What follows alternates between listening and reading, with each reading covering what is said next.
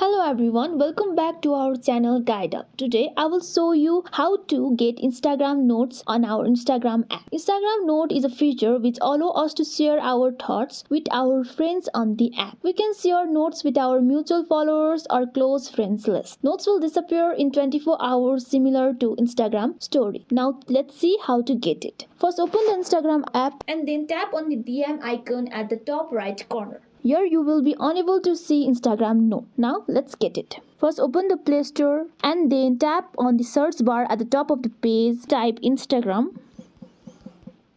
And here you will see the update option right beside the Instagram app. Tap on it. Then tap on the open button and open it.